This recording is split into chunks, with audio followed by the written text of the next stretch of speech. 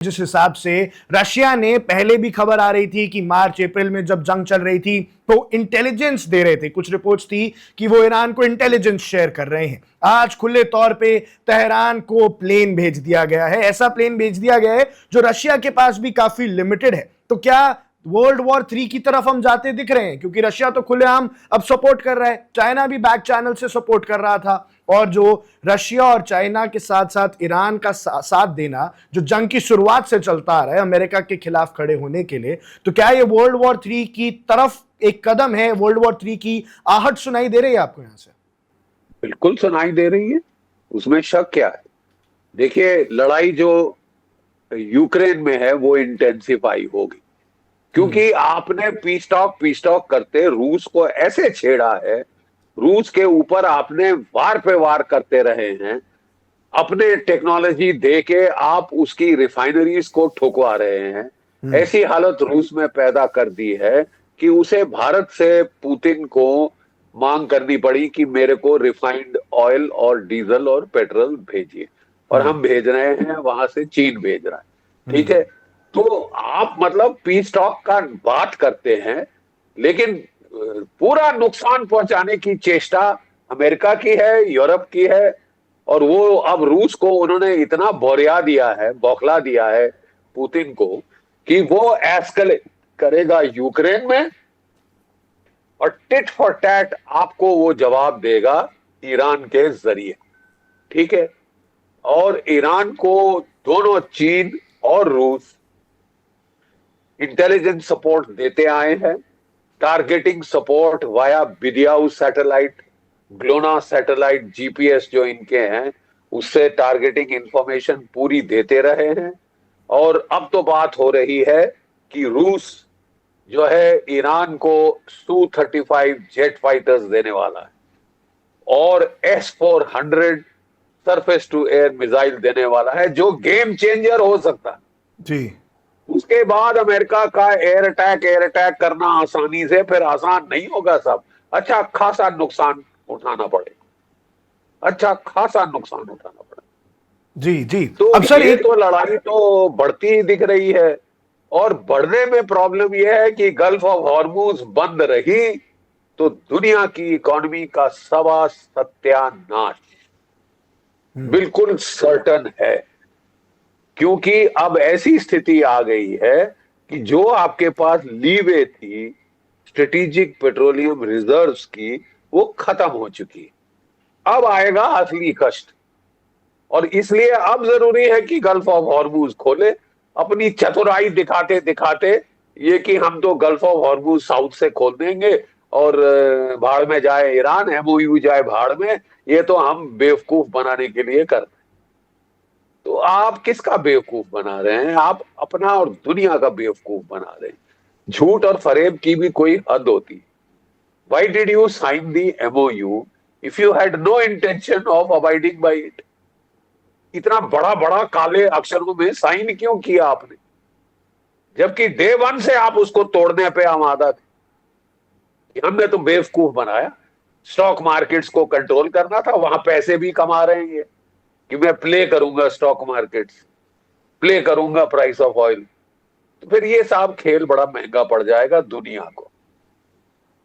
ये तो आप गिठान बांध के चलिए, और ये तबाही करने पे तुले हैं दुनिया की इकोनॉमी की, और कर रहे हैं। चतुराई से बाज नहीं आएंगे, ईगो इनकी अड़ गई है, क्योंकि जहां इन्होंने अकलमंदी का काम पहली बार किया अपनी सेकंड टर्म में कि ये सीज फायर की डील साइन कर दी, लोगों ने बोला आपने सरेंडर कर दिया, दूसरे दिन से उसको तोड़ने पे आमादा हो गए, तुल गए। तोड़ के छोड़ा है जी, तोड़ के छोड़ा, भी आपको दिखा दी, दूसरे ने भी दिखा दिया।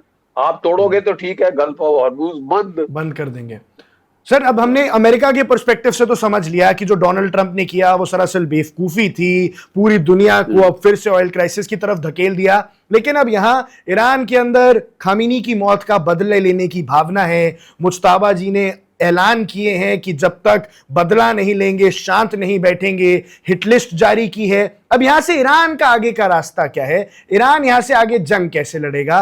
एज ए डिफेंस एक्सपर्ट भी, ईरान के पास की जो बैलिस्टिक मिसाइल्स हैं अब कितनी बची हैं, कितना दमखम अब उनके पास बचा है इस जंग को लड़ने के लिए, और वो कितना खींच सकते हैं? देखिए, ईरान ने शुरू से कह दिया था कि आप हफ्तों के लिए लड़ने को तैयार हो, हम महीनों के लिए लड़ने को तैयार, इतना हमारे पास है। पहले अंदाज था कि ईरान के पास कुल 1,500 से 2,000 मिसाइल है। लड़ाई के बीच में ये अंदाज सीआईए ने बदली किया, बोला साहब कम से कम 3 से 4,000, 2,000 3,000 से ज्यादा मिसाइल हैं, 80,000 के करीब ड्रोन। तो ये 80-90 प्रतिदिन, 50-60 प्रतिदिन फायर करते रहे तो ये तो चल सकते हैं महीनों महीनों। और क्या दुनिया चल सकती है महीनों महीनों और पेट्रोल बंद होने के बाद? गल्फ ऑफ हॉर्मुज के ये प्रॉब्लम है ना। क्या अमेरिका की इकोनॉमी कितनी देर चल सकती है अगर ये ओवरऑल ऑयल की प्राइसेस चढ़ गई फिर से? तो यही तो अमेरिका के सीईओज ऑयल कंपनीज के डोनाल्ड ट्रंप को समझा रहे थे, और पहली बार उसको समझ आई कि मैंने क्या बेवकूफी करी है, I will have to shut it down. Problem उसकी ये है कि ना इजराइल बंद करना चाहता है, और ना अमेरिका के अंदर जो ज्यूइश जायनिस्ट लॉबी है वो अमेरिका को लड़ाई बंद करने देगी। सवाल अब यह है कि उस लॉबी को भी समझना पड़ेगा कि इसका अंजाम क्या है, कहां जाके रुकेगा ये। ईरान को मारने की हवस कहां जाके रुकेगी कि दुनिया की इकोनॉमी सत्यानाश हो जाए, साहब हम तो ईरान को मार के छोड़े। तो चलिए कर लीजिए साहब आप भी, और दुनिया की इकोनॉमी और आपकी खुद की इकोनॉमी जाएगी चूल्हे में। सर एक सवाल और उठता है सर, यहाँ पे ईरान ने हर जगह हमले कर दिए। अभी जब से ये फिर से जंग शुरू हुई है पिछले 48 और 72 घंटे में, उन्होंने क्या कहते हैं हर जगह अपने सारे पड़ोसी देशों में, चाहे वो जॉर्डन हो चाहे कुवैत हो, हर जगह हमला किया, पर इजराइल पर अब तक कोई हमला नहीं किया। और वहीं मैं एक स्पेकुलेशन पढ़ रहा था कि इजराइल पर अब तक हमला इसलिए नहीं किया है क्योंकि इजराइल पे ईरान कोई बहुत बड़ा घातक या तो केमिकल वेपन से या न्यूक्लियर लाइक हमला करने की सोच सकता है, और अब थोड़ी देर और ये खींचातानी करेगा यूएसए, गल्फ स्टेट से, फिर इजराइल के ऊपर चुपचाप हमला करेगा। ये मैंने एक थ्योरी भी पढ़ी, कॉन्स्पिरेसी थ्योरी भी पढ़ी। आपको इस पे क्या लगता है कि अब तक इजराइल को कोई जवाब क्यों नहीं दिया है? सीज फायर टूट गया है, मोमेंटम खत्म हो चुका है, क्यों? उसने पहले जवाब दिए थे, पहले उसने इजराइल के को भी टारगेट किया था। अब वो टारगेट कर रहा है अमेरिकन बेसिस को, क्योंकि जो हमले शुरू हुए हैं अमेरिका ने शुरू किए।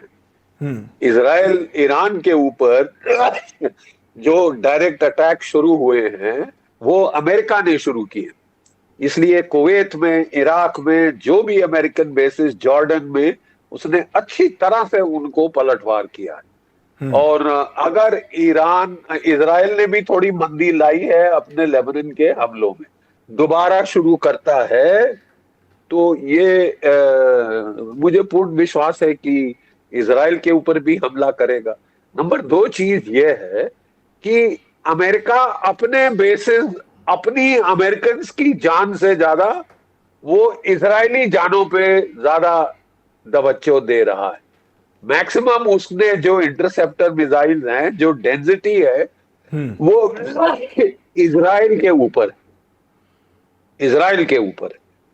और इसलिए वहां पे वो तभी वार करेगा जब पहले तो वो कुछ एक्सपेंड करा लेगा मिसाइल, सस्ते घटिया पुराने मिसाइल लगा के, जब उनके खत्म हो जाएंगे फिर वो करेगा, नहीं तो वो ज्यादा मिसाइल्स इंटरसेप्ट होने का उसके चांस है। ये हैरत की बात हमें ये देख रहे हैं कि अमेरिका के अपने बेसिस पे डिफेंस इतने मजबूत नहीं है जितने ईरान के, इजराइल के उसने मजबूत किए हुए। अब किसी लेवल पे आके तो अमेरिका के फौजी पूछना शुरू करेंगे कि इजराइल को हमारे ऊपर प्रायोरिटी क्यों मिल रही। ऑलरेडी अमेरिकन फौज में कुड़कुड़ शुरू हो गई है कि हम अपने देश के लिए मरने को तैयार हैं, हम इजराइल के लिए मरना नहीं चाहते। ये बड़ा सेंटिमेंट अमेरिका के अंदर स्ट्रांग होते जा रहा है। Israel is losing support. Short term में वो चाहे दुम दबा दे डोनाल्ड ट्रंप की एप्स्टीन की फाइल की वजह से या किसी और वजह से, भगवान ही जाने क्या है उनके पास मटेरियल डोनाल्ड ट्रंप पे। एप्स्टीन ही लगता है। लेकिन फिर तो आप इलेक्शन हारेंगे, वहां पे हटवाएंगे रिपब्लिकन पार्टी को। और जो, जो डेमोक्रेटिक पार्टी थी, हालांकि वो भी पैसे अच्छे खा के इनसे इलेक्शन लड़ती है, प्रेसिडेंशियल और कांग्रेस की, लेकिन फिर भी वो इतने लेटे नहीं थे इजराइल के सामने। जी जो सर, ये बाइडेन फिर भी अकड़ रहे थे, नहीं मान रहे थे। पहला प्रेसिडेंट मिला है इजराइल को अमेरिका में जो कि बिल्कुल उनकी अंगूठे के नीचे लग रहा है। सर एक एक सवाल और उठता है। अभी जब अप्रैल मई के महीने में जब जंग चल रही थी तो खबर आ रही थी कि जेराल्ड आर फोर्ड भी अब भेज दिया गया है मिडिल ईस्ट में, अब्राहम लिंकन भी अब मिडिल ईस्ट के अंदर हैं। अब ये सारे कहां हैं? ये सारे एयरक्राफ्ट कैरियर्स वापस बुला लिए गए, जंग छोड़ के भाग गए। अमेरिका हाफ हार्टेडली इस जंग को लड़ रहा है, आधी टेक्नोलॉजी से लड़ रहा है, क्या चाह रहा है? और अभी ये जेराल्ड फोर्ड, अब्राहम लिंकन, ये कहां होंगे? देखिए, 4 कैरियर बैटल ग्रुप्स अमेरिका ने भेजे थे वहां पे, जी। जिनमें से जो कि इनका कैरियर था जेराल्ड फोर्ड, वो हिट हुआ था। जी। ईरान ने उसको हिट किया था बैलिस्टिक मिसाइल, क्रूज मिसाइल और ड्रोन से। जी। वहां पे आग लगी थी जो 30 घंटे चली थी, बुझाने में 30 घंटे लगे थे। और 200 अमेरिका के सेलर्स घायल हुए थे स्मोक इनहेलेशन की वजह से। तो उनको तो जेराल्ड फोर्ड को उठा के ले जाना पड़ गया वापस अमेरिका, जहां वो 2-3 साल अंडर रिपेयर रहेगा। दूसरा कैरियर जो इन्होंने सबसे पहले भेजा था, इब्राहिम लिंकन। ठीक है, पहले तो उसको परेड किया था गल्फ ऑफ हॉर्मूज ने। ईरान ने 50 टेस्ट फायर किए बैलिस्टिक एंटी शिप मिसाइल, और अमेरिका समझ गया कि अगर रिस्ट्रिक्टेड वाटर जो गल्फ में रखा इतना बड़ा जहाज, तो वो जहाज ठुक जाएगा। 5,000 नाविक जो है अमेरिका के, वो बॉडी बैग्स बन के आ जाएंगे। तो उन्होंने फट से इब्राहिम लिंकन को भी हटा लिया, जेराल्ड फोर्ड को भी हटा लिया, और 1,000 किलोमीटर दूर रखा। देखिए, आपके जो फाइटर्स हैं एयरक्राफ्ट कैरियर्स पे, उनकी रेंज 300 और 400 किलोमीटर की है टर्न अराउंड। अगर आप 1,000 किलोमीटर कर दें तो कैरियर का होना ना होना एक बराबर। जी। ठीक है। और वो इब्राहिम लिंकन को भी चोट पहुंची थी, लेकिन इतनी ज्यादा नहीं, वो रिपेयर करके वापस ले आए। तो आज के दिन एयरक्राफ्ट कैरियर्स वही के वही हैं, अभी तक वहां से हटने की खबर तो नहीं आई, लेकिन वो कुछ कर नहीं पा रहे। पड़े 1,000 बस ऐसे। किलोमीटर दूर रखना पड़ रहा है। जी। और त्रिपोली शिपोली, ये दूसरे एम्फीबियस कैरियर, वो भी इन्होंने भेजे थे, वो भी आसपास मंडरा रहे हैं, फायरिंग रेंज के अंदर नहीं आ रहे मिसाइल। हैं कि अगर उस रेंज में आए तो उनके जहाज डूब सकते हैं, अच्छा जानियों का नुकसान हो सकता है, बॉडी बैग्स बढ़ेंगे। तो फिर तो आप समझ लीजिए कि डोनाल्ड ट्रंप साहब की पॉलिटिकल फ्यूचर तबाह।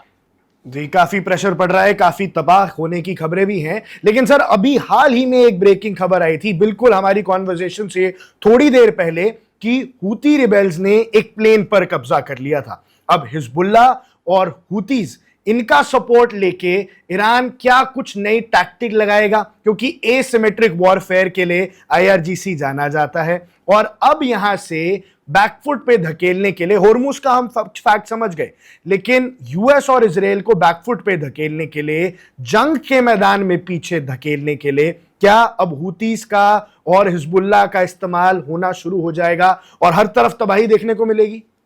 देखिए, ये बोलते हैं ना कि पागल लोगों के हाथ में, बंदरों के हाथ में उस तरह दे दो तो नुकसान ही नुकसान होगा। ठीक है।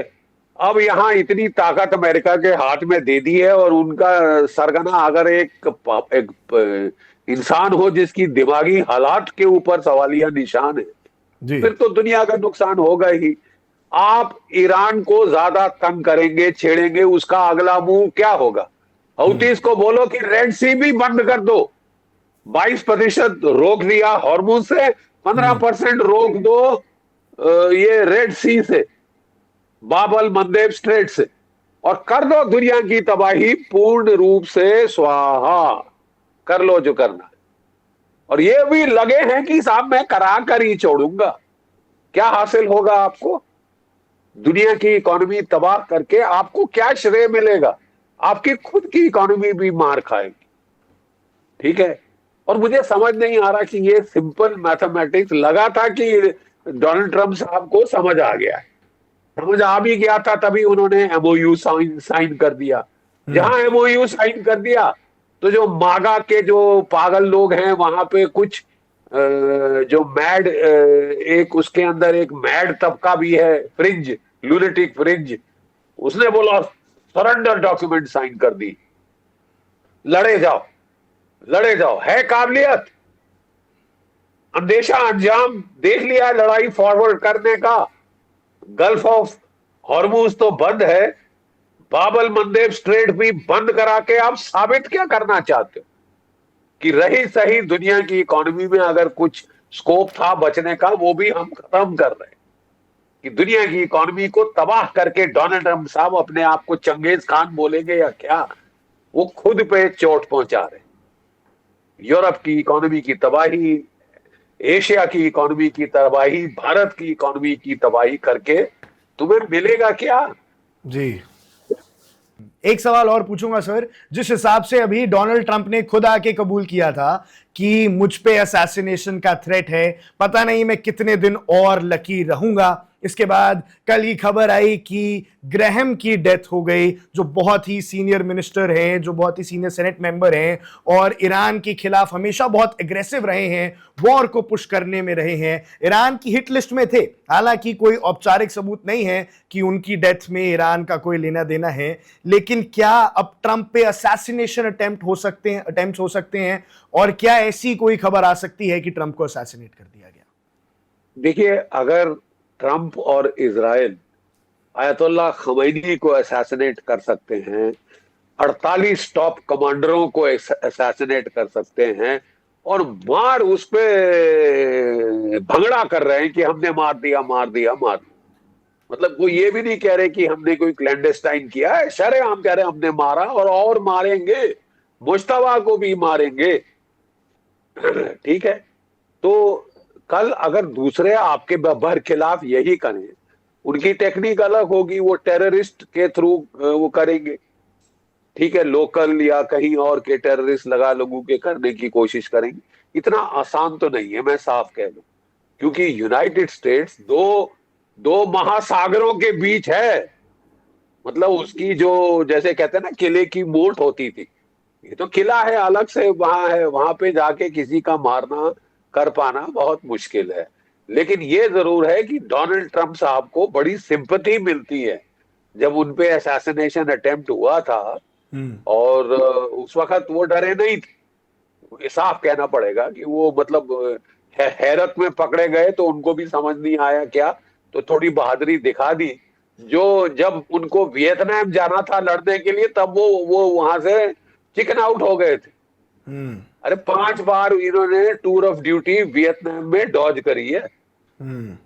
खुद अपना जब लड़ने का टाइम था, जब जवान थे, तब तो लड़े अड़े नहीं, तब तो भागे लड़ाई से दूर, बेशर्मी से कि मेरी तबीयत ठीक नहीं, ये ठीक नासाज है, ये वो है। अब दुनिया को धकेल रहे हैं मरने के लिए। क्या हक क्या है आपको? पागलपने में आपकी तो हद बढ़ गई है। इजराइल की लॉबी सटिया गई है कि भी दुनिया की तबाही हो जाए, इकोनॉमिक सर्वनाश हो जाए, कोई बात नहीं, कोई बात नहीं, लेकिन ईरान को जरूर तबाह करना। वो सना को, फिर ईरान भी तो अपनी जान के लिए लड़ रहा है साहब, वजूद के लिए लड़ रहा है। वो भी जो नुकसान कर सकता है वो करेगा, और उसको तो अच्छी चीज उसके पास है, गल्फ ऑफ हॉर्मूज। तुतड़ी पकड़ ली है उसने पूरी दुनिया की, और आपकी वजह से। उसके पहले तो नहीं कर रहा था, ये आपने मजबूर किया ना। करता क्या ना मरता, वो भी जान के लिए लड़ रहा है, वजूद के लिए लड़ रहा है। जी जी सर, ट्रंप का भी खतरा दिख ही रहा है।